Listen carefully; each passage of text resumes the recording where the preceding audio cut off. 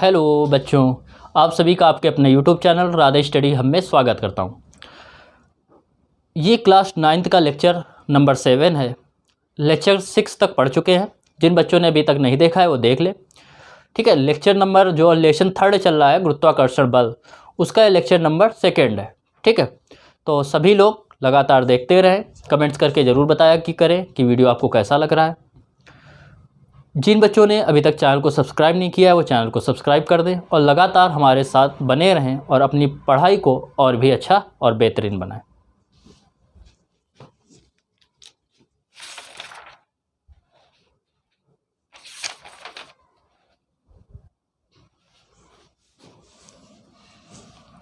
देखो, आप लोगों ने पढ़ा था पिछले वीडियो में सार्वत्रिक गुरुत्वाकर्षण बल क्या होता है, सार्वत्रिक गुरुत्वाकर्षण स्थिरांक क्या होता है। ठीक है, गुरुत्वाकर्षण बल, सार्वत्रिक गुरुत्वाकर्षण स्थिरांक कैपिटल जी, स्मॉल जी के बारे में पढ़ा था, गुरुत्वीय त्वरण। ठीक है, और आज आप पढ़ेंगे उसी में क्या होता है कि गुरुत्वीय त्वरण स्मॉल जी और कैपिटल जी में संबंध। तो स्मॉल जी और कैपिटल जी में संबंध पढ़ेंगे। देखो ध्यान से समझिएगा। जैसे ये क्या हो गई, एक पृथ्वी हो गई। पृथ्वी एक ही है, पता ही है। ठीक है, और मान लिया कि इस पृथ्वी का जो द्रव्यमान है वो कितना है, m ही है। m का मतलब मास, e का मतलब अर्थ, अर्थ मतलब पृथ्वी, तो पृथ्वी का मास हो गया ये। और इसकी जो त्रिज्या है पृथ्वी की वो कितनी मान ली, r ही है। r का मतलब रेडियस और e का मतलब अर्थ। पृथ्वी की त्रिज्या इतनी हो गई। यहाँ पे इसके पृष्ठ पर एक मान लिया एक वस्तु रखी है स्मॉल m द्रव्यमान की। ठीक, माना पृथ्वी का द्रव्यमान m ही है तथा त्रिज्या r e है। ठीक, और इसका द्रव्यमान कितना है, एक कण है, इसके पृष्ठ पर एक कण रखा हुआ है जिसका द्रव्यमान स्मॉल m है। तो यहाँ तक यही जो लिखा है यही लिखेंगे, माना पृथ्वी का द्रव्यमान m e कॉमा तथा त्रिज्या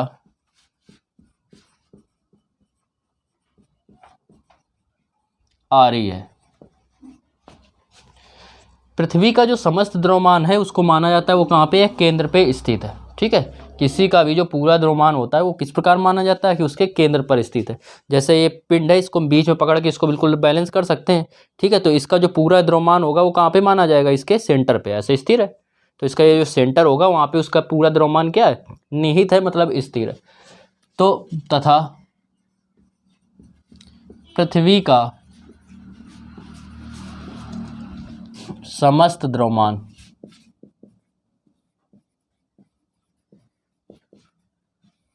पूरा द्रव्यमान कहाँ है, उसके केंद्र पर स्थिर है।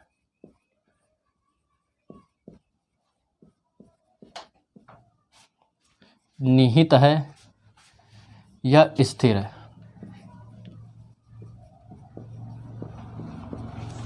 यहाँ तक बात क्लियर हुई।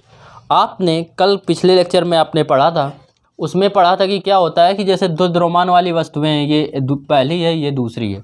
तो अगर दो वस्तुएं हैं जिनका द्रव्यमान है तो ये एक दूसरे पर क्या करती हैं, गुरुत्वाकर्षण बल लगाती हैं।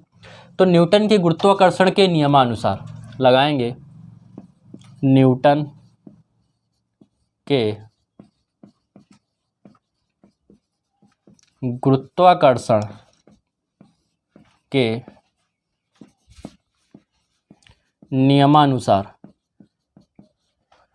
न्यूटन के गुरुत्वाकर्षण के नियमानुसार अगर बात करें तो आपने पढ़ा था कि F बराबर जो होता है वो होता है m1 m2, ये पढ़ा था m1 m2 capital G m1 m2 upon r square. F बराबर तो कैपिटल G तो कैपिटल G ही रहेगा।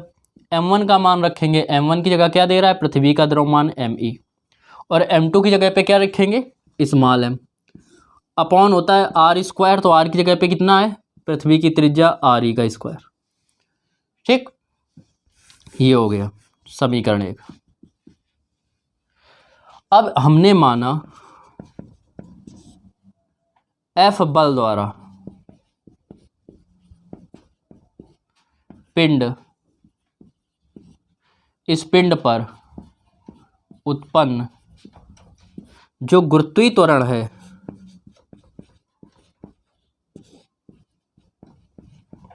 वो कितना है स्मॉल जी, कि माना ये जो पिंड है इस पर जो उत्पन्न गुरुत्वीय त्वरण है वो कितना मान लिया, स्मॉल जी मान लिया, स्मॉल जी है। तब न्यूटन की गति विषयक द्वितीय नियम के अनुसार, तब न्यूटन के गति विषयक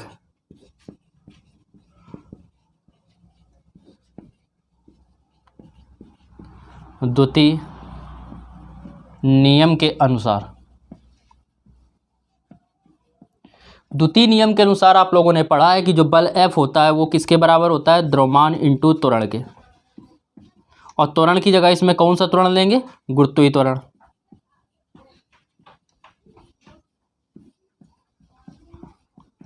तो यह बराबर द्रव्यमान इसका कितना था पिंड का, स्मॉल m, गुरुत्वीय त्वरण क्या आया है, स्मॉल जी, तो ये हो गया F बराबर mg। समीकरण सेकंड, दोनों समीकरणों के LHS बराबर है, मतलब F बराबर ये mg के और F बराबर ये है, तो ये दोनों भी आपस में क्या होंगे, बराबर होंगे। तो क्या होगा, समीकरण 1 व 2 से,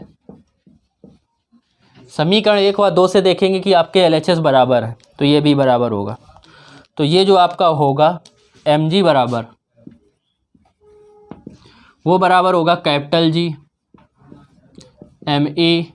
m अपॉन RE का होल स्क्वायर। स्मॉल m इस तरफ भी है, स्मॉल m इस तरफ भी है, ये आपस में कैंसिल हो जाएंगे। तो आ जाएगा कैपिटल जी बराबर स्मॉल जी बराबर capital G ME upon RE का स्क्वायर। यही क्या है, स्मॉल जी और कैपिटल जी में संबंध है।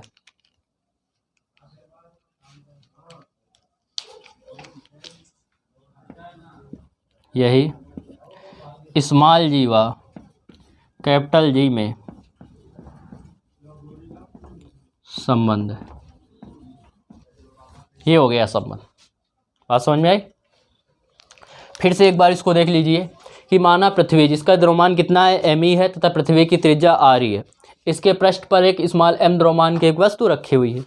मान लिया गया कि इसका जो द्रव्यमान है वो क्या है, नियत है, ठीक है,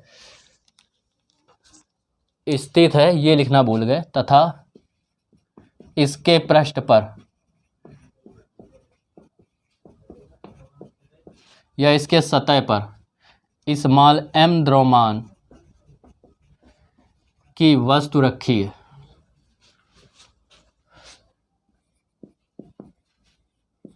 वस्तु रखी है, ठीक है। तो माना पृथ्वी जिसका द्रव्यमान क्या है, me है, त्रिज्या RE है, तथा इसका समस्त द्रव्यमान इसके केंद्र पर निहित है या स्थिर है, तब तथा इसके पृष्ठ पर एक स्मॉल m द्रव्यमान की वस्तु रखी है। तब न्यूटन के गुरुत्वाकर्षण के नियमानुसार आपने पढ़ा है कैपिटल F बराबर होता है g m1 m2 upon r square. तो g तो g रहेगा, m1 की जगह रखेंगे पृथ्वी का द्रव्यमान, m2 की जगह पे रखेंगे स्मॉल m, और त्रिज्या जो दूरी है वो कितनी हो जाएगी, RE का स्क्वायर। अब आपको पता है कि जब कोई भी कण होता है, जैसे एक कण है, तो इस पर क्या करेगा, पृथ्वी जो बल लगाएगा तो इस पर एक त्वरण उत्पन्न करता है F बल के कारण, जिसको बोलते हैं गुरुत्वीय त्वरण g। तो इसके कारण माना कि ये बल के कारण जो इस पिंड पर जो गुरुत्वीय त्वरण उत्पन्न हो रहा है वो स्मॉल g उत्पन्न हो रहा है। और न्यूटन के द्वितीय नियम के अनुसार, गति विषयक द्वितीय नियम के अनुसार आपने पढ़ा है कि बल F बराबर होता है द्रव्यमान इंटू गुरुत्वीय त्वरण। तो द्रव्यमान की जगह रखेंगे इस पिंड का द्रव्यमान, इस पर उत्पन्न गुरुत्वीय त्वरण। F बराबर ये भी था, F बराबर ये भी था, मतलब ये दोनों बराबर, या ये समझ लो इस F की जगह पे F का मान रख दिया गया mg, तो mg बराबर हो जाएगा g upon m upon RE square into m upon RE square. m से m कैंसिल हो जाएगा, तो स्मॉल g बराबर g me upon RE square. यही क्या हो गया, स्मॉल g और कैपिटल g में संबंध हो गया। देखो समझो कैपिटल जी और स्मॉल जी के में अंतर समझो क्या होता है। कैपिटल जी और स्मॉल जी में अंतर, कैपिटल जी व स्मॉल जी में अंतर। देखो इसके अंतर को समझने से पहले सबसे पहले तो आप समझा दें, आपको कैपिटल जी की परिभाषा बता दें कैसे निकालेंगे। तो देखो F बराबर था आपका capital G m1 m2 upon R square, ये था। इसमें क्या करें हम, R को मान ले 1 मीटर, एक जब भी बात करें तो एक का मतलब होता है एकांक, ठीक है। तो एकांक हो गया, तो ये दूरी कितनी हो गई, एकांक हो गई। और द्रव्यमान इसके m1 और m2 इसको भी हमने मान लिया 1 किलोग्राम, तो इनका द्रव्यमान भी कितना हो गया, एकांक। तो इसकी जगह रखेंगे, इसकी m1 की जगह भी 1 रखेंगे, इसकी जगह भी 1 रखेंगे, तो 1 का 1 में गुणा करेंगे 1 आएगा। यहाँ भी 1 रखेंगे तो 1 का भाग दे, 1 का स्क्वायर करेंगे 1 आएगा। तो 1 में जब 1 का भाग देंगे तो 1 ही आएगा। तो ये कैपिटल जी में 1 का जब गुणा कर देंगे तो कैपिटल जी बराबर हो जाएगा किसके, एफ के। फिर से समझो, यहाँ भी 1 रखा, यहाँ भी 1 रखा, यहाँ भी 1 रखा, 1 का 1 में गुणा किया 1 आया, 1 का स्क्वायर किया 1 आया, फिर 1 का 1 में भाग भी देंगे तब भी 1 आता है, और 1 का जिस संख्या में गुणा करो उतना ही आता है, तो जी में गुणा किया तो जी आ गया। तो जी बराबर कितने के आ गया, कैपिटल जी बराबर कितने के आ गया, यब के, ठीक है। तो सबसे पहले कैपिटल जी की परिभाषा लिख लो। तो कैपिटल जी जो होता है वो क्या होता है, एकांक द्रव्यमान के दो पिंड हैं जिनके दोनों के द्रव्यमान कितने, 1 है, मतलब एकांक है। एकांक द्रव्यमान किया 1 मीटर एकांक दूरी पर स्थित एकांक द्रव्यमान के, एकांक दूरी पर स्थित एकांक द्रव्यमान के दो पिंडों के बीच कार्य करने वाले वह गुरुत्वाकर्षण बल को ही क्या बोलते हैं, कैपिटल जी बोलते हैं, मतलब सार्वत्रिक गुरुत्वाकर्षण स्थिरांक कहते हैं। तो सार्वत्रिक गुरुत्वाकर्षण स्थिरांक की परिभाषा क्या होगी, फिर से समझो। एकांक दूरी पर स्थित, आर क्या है, दूरी है, एकांक दूरी पर स्थित एकांक द्रव्यमान के दो पिंडों के बीच कार्य करने वाले गुरुत्वाकर्षण बल को क्या कहते हैं, कैपिटल जी कहते हैं, सार्वत्रिक गुरुत्वाकर्षण स्थिरांक कहते हैं। बात समझ में आई, क्लियर हुआ, ठीक है। तो ये हो गई जी की परिभाषा। अब अंतर की जब बात करें तो देखो कैपिटल जी और स्मॉल जी के मान में जब अंतर निकालेंगे तो एक तरफ लिखेंगे गुरुत्वीय त्वरण मतलब स्मॉल जी,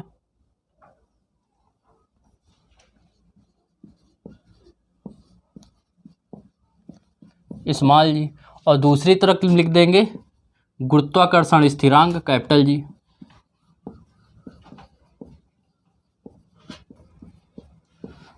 कर्षण स्थिरांक कैपिटल जी, ठीक है।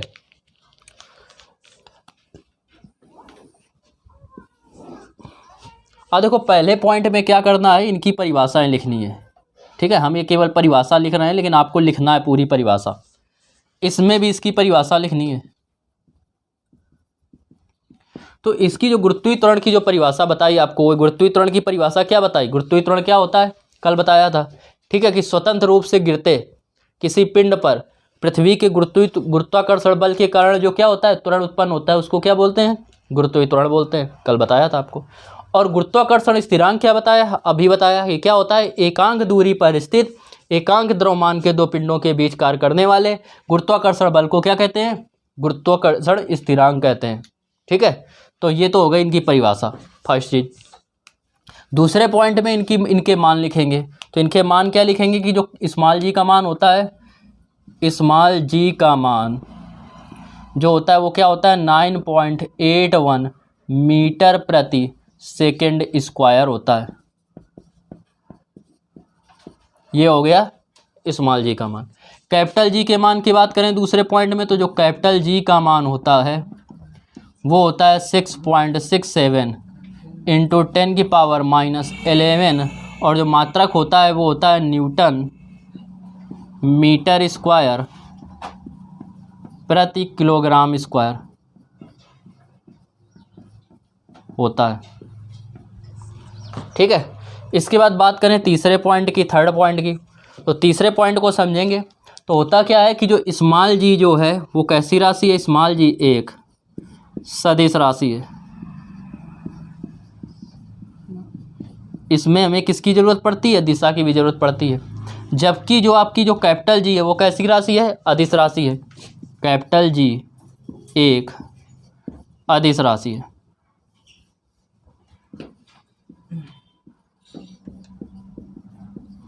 अदिश राशि। सदिश और अदिश राशियाँ आप पढ़ चुके हैं पहले लेसन में। फोर्थ पॉइंट में बात करें तो क्या होता है, जो कैपिटल जी का मान स्मॉल जी का मान होता है वो विभिन्न स्थानों पर भिन्न भिन्न होता है, ठीक है। तो जी का मान कैसा रहता है, परिवर्तित होता रहता है, या भिन्न भिन्न स्थानों पर भिन्न भिन्न होता है।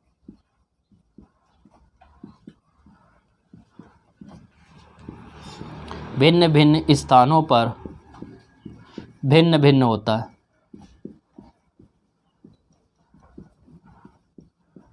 या अलग अलग स्थानों पर अलग अलग होता है। जबकि इसमें बात करें फोर्थ पॉइंट की, तो जी का मान आपको पता है कि सभी जगह क्या होता है, नियत होता है, इसीलिए इसको बोलते हैं सार्वत्रिक गुरुत्वाकर्षण स्थिरांक। सार्वत्रिक का मतलब सभी जगह एक समान। तो कैपिटल जी का मान स्थान बदलने पर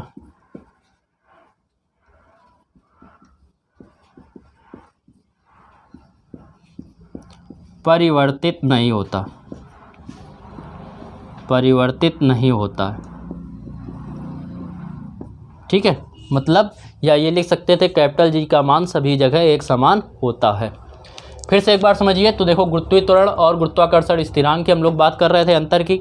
सबसे पहले पॉइंट में परिभाषा लिखनी है। परिभाषा इसकी क्या होगी, इसकी परिभाषा पता है कि स्वतंत्र रूप से गिरते हुए किसी वस्तु के पिंड के त्वरण में गुरुत्वाकर्षण बल के कारण होने वाली वृद्धि, उत्पन्न होने वाले त्वरण को क्या कहते हैं, गुरुत्वीय त्वरण कहते हैं।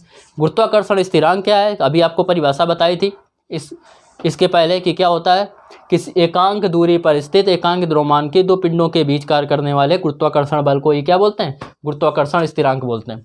सेकंड पॉइंट में मान बताना है कि स्मॉल जी का मान क्या होता है, 9.81 मीटर प्रति सेकंड स्क्वायर होता है, और जबकि कैपिटल जी का मान 6.67 इंटू 10⁻11 होता है। थर्ड पॉइंट में बात करें तो स्मॉल जी कैसी राशि है, एक सदिश राशि है, और जबकि कैपिटल जी कैसी है, अदिश राशि है।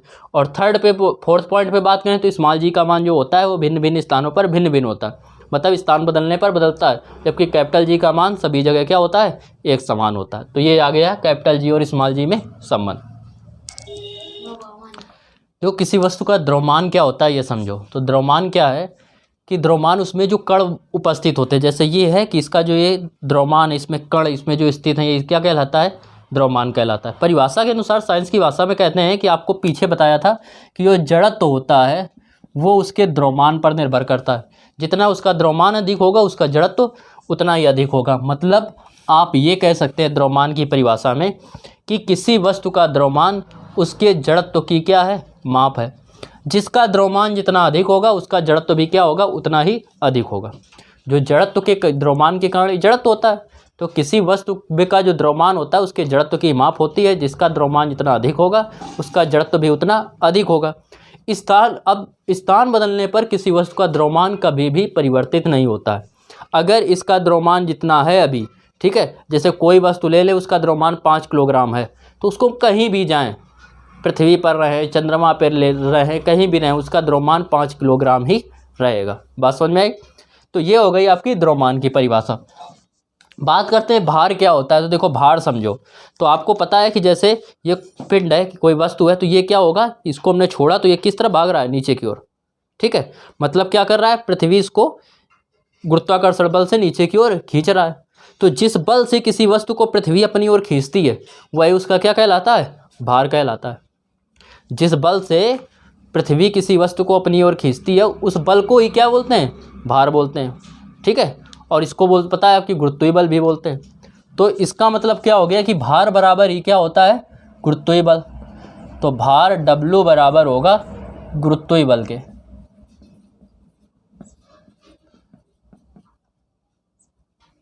तो W बराबर, और गुरुत्वीय बल कितना होता है, M इंटू जी के। तो भार बराबर भी क्या हो जाएगा, M इंटू जी। इसका मात्रक होता है न्यूटन, या इसी को बोलते हैं किलोग्राम भार, और इसका मान होता है किलोग्राम बार। ये मात्रक हो गए, या ऐसे लिख लो नीचे, भार के मात्रक न्यूटन व किलोग्राम भार है। और एक पॉइंट याद रखना कि 1 न्यूटन जो बराबर 1 किलोग्राम भार जो बराबर होता है, 1 किलोग्राम भार बराबर होता है 9.8 न्यूटन के। कैसे हुआ समझो, कह रहा है 1 किलोग्राम भार, तो 1 किलोग्राम का मतलब द्रव्यमान कितना होगा, m होगा 1 किलोग्राम होगा। और g का मान आपको पता है कितना होता है, 9.8 मीटर प्रति सेकेंड स्क्वायर। तब भार जब लेंगे तो भार बराबर क्या हो जाएगा, W बराबर होता है m इंटू जी, m की जगह 1, g की जगह रखेंगे 9.8, ठीक है, किलोग्राम मीटर, इसका मात्रक किलोग्राम, और ये हो जाएगा मीटर प्रति सेकेंड स्क्वायर। तो 9.8 का 1 में मल्टीप्लाई करेंगे तो कितना आ जाएगा, 9.8। तो W बराबर आ गया 9.8, या 1 किलोग्राम भार बराबर आ गया 9.8 किलोग्राम मीटर प्रति सेकेंड स्क्वायर। इसी को न्यूटन भी बोलते हैं, ये भी बल का मात्रक होता है, तो इसकी जगह न्यूटन लिख देंगे। तभी कहते हैं 1 किलोग्राम भार बराबर क्या होता है, 9.8 न्यूटन होता है। ये भी आपको याद रखना है, ठीक है। तो फिर से आप समझ लीजिए कि भार क्या होता है, जो पृथ्वी जिस बल से किसी वस्तु को अपनी ओर खींचती है उसी को क्या बोलते हैं, भार बोलते हैं। और भार किस बल से खींचती है, गुरुत्वीय बल से। गुरुत्वीय बल का मान क्या होता है, mg होता है। तो इसका मात्रक क्या होता है कि जो भार का बल का मात्रक हुआ इसका मात्रक, और बल का मात्रक न्यूटन होता है तो इसका भी मात्रक न्यूटन हो जाएगा, किलो, अथवा क्या होता है किलोग्राम भार। और 1 न्यूटन बराबर क्या होता है, 9.8 न्यूटन। कैसे होता है ये आपको इसमें प्रूव करा दिया। तो आपने समझा इसमें द्रव्यमान और भार के बारे में। देखो समझो द्रव्यमान तथा भार में अंतर। तो एक तरफ डालेंगे द्रव्यमान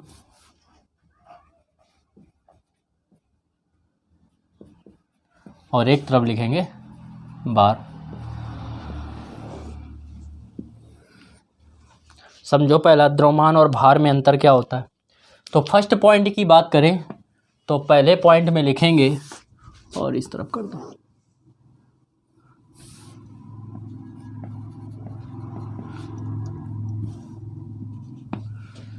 तो देखो द्रव्यमान की परिभाषा लिखेंगे तो किसी वस्तु में उपस्थित वस्तु में, ठीक है, किसी वस्तु में उपस्थित कणों के परिमाण की माप को ही क्या कहते हैं, या किसी वस्तु में उपस्थित पदार्थ के परिमाण को द्रव्यमान कहते हैं।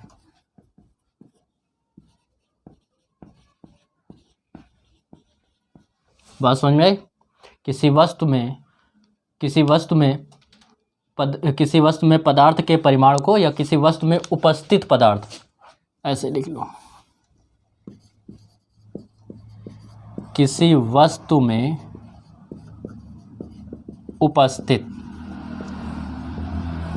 पदार्थ के परिमाण को द्रव्यमान कहते हैं। जबकि भार क्या होता है, तो भार की बात करें तो आपको पता है कि भार क्या होता है, जिस बल से पृथ्वी किसी वस्तु को अपनी ओर खींचती है उसे क्या कहते हैं, भार कहते हैं। तो जिस बल से पृथ्वी किसी वस्तु को अपनी ओर खींचती है उसे क्या कहते हैं, उसे वस्तु का भार कहते हैं।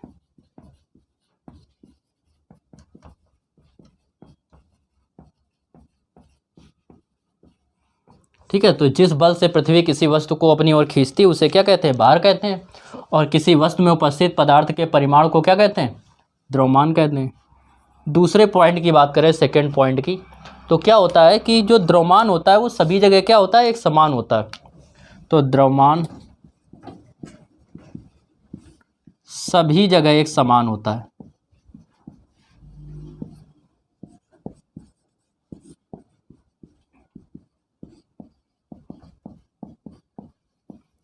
अब देखो जो भार होता है, भार बराबर आपने पढ़ा था m इंटू जी, और g का मान आपने पढ़ा है कि भिन्न भिन्न स्थानों पर क्या होता है, भिन्न भिन्न होता है। तो g का मान बदलेगा तो भार भी क्या होगा, बदलेगा। तो सेकंड पॉइंट में इसके लिखेंगे कि भार क्या होता है, भिन्न भिन्न स्थानों पर भिन्न भिन्न होता है। तो भार भिन्न भिन्न स्थानों पर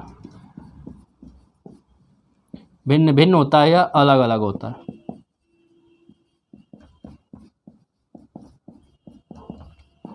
जैसे समझो, देखो पृथ्वी पर गुरुत्वीय त्वरण जो है वो कितना है g, जबकि चंद्रमा पर कितना है g/6। मतलब यहाँ पर जो द्रव्यमान जैसे 6 किलोग्राम की कोई वस्तु है वो चंद्रमा पे जाएगी तो कितने किलोग्राम की हो जाएगी, 1 किलोग्राम की। ठीक है, 6 गुना कम हो जाएगी, 6 का उसमें भाग दे देंगे। 60 किलोग्राम का अगर कोई व्यक्ति यहाँ से गया वो चंद्रमा पे पहुँचेगा तो वो 6 से भाग देंगे तो कितना बचेगा, 10। तो कितने किलोग्राम का हो जाएगा, 10 किलोग्राम का। तो उसका द्रव्यमान नहीं बदलेगा, द्रव्यमान उसका जितना था उतना ही रहेगा, लेकिन उसका भार जो होगा वो क्या होगा, परिवर्तित हो जाएगा। थर्ड पॉइंट की बात करें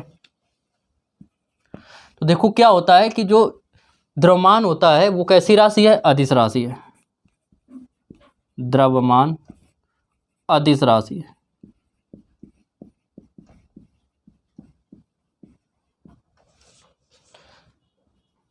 जबकि भार, क्योंकि g क्या था, गुरुत्वीय त्वरण आपने पढ़ा था कि सदिश राशि है, तो जब g सदिश राशि है और g के गुणा से मिलकर बना है क्या, भार, तो भार भी कैसी राशि होगी, सदिश राशि है। भार सदिश राशि है। ठीक है, थर्ड पॉइंट हो गया।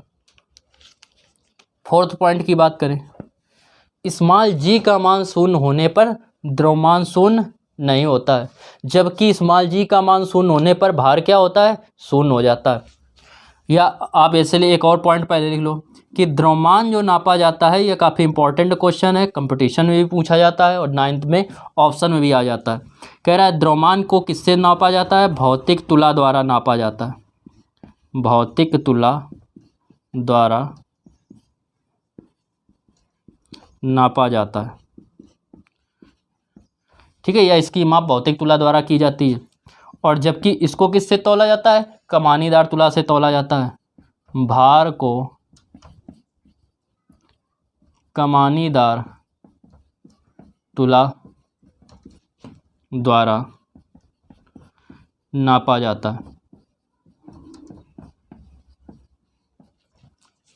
ठीक, बात समझ में आई।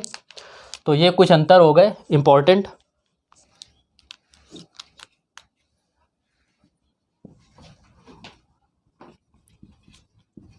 द्रव्यमान का जो मात्रक होता है वो होता है किलोग्राम।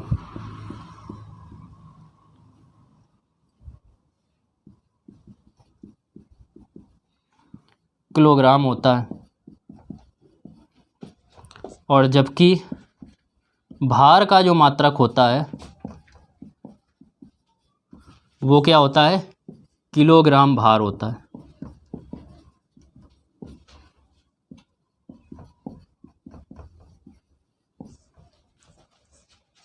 ठीक, बात समझ में आई। 6 पॉइंट लिखना चाहो तो आप लिख सकते हैं कि जो द्रव्यमान होता है वो क्या होता है, वो जड़त्व की माप होती है, जबकि जो भार होता है वो बराबर क्या होता है, द्रव्यमान इंटू गुरुत्वीय त्वरण होता है, या बराबर W बराबर m इंटू जी होता है। तो ये हो गए द्रव्यमान और भार में अंतर। तो पहला अंतर क्या था कि किसी वस्तु में उपस्थित पदार्थ के परिमाण को द्रव्यमान कहते हैं, जबकि जिस बल से पृथ्वी किसी वस्तु को अपनी केंद्र की ओर खींचती या अपनी ओर खींचती उसे क्या कहते हैं, भार कहते हैं। द्रव्यमान का मान क्या होता है कि सभी जगह एक समान होता है, जबकि भार जो होता है भिन्न भिन्न स्थानों पर अलग अलग होता है या भिन्न भिन्न होता है। द्रव्यमान कैसी राशि है, अदिश राशि है, जबकि भार कैसी राशि है, सदिश राशि है। द्रव्यमान को कैसे नापा जाता है, भौतिक तुला द्वारा नापा जाता है, ये काफ़ी इंपॉर्टेंट है। और जबकि भार को कैसे नापा जाता है, कमानीदार तुला से नापा जाता है। द्रव्यमान 5 नंबर, द्रव्यमान का मात्रक क्या होता है, किलोग्राम होता है, जबकि भार का मात्रक क्या होता है, किलोग्राम भार होता है। 6 पॉइंट लिखना चाहेंगे तो इसमें लिखेंगे कि जो द्रव्यमान होता है वो किसका होता है, जड़त्व की माप होती है, किसी वस्तु के जड़त्व की माप होती है। जबकि भार क्या होता है, भार बराबर होता है द्रव्यमान इंटू गुरुत्वीय त्वरण, W बराबर m इंटू जी होता है। बात समझ में आ गई।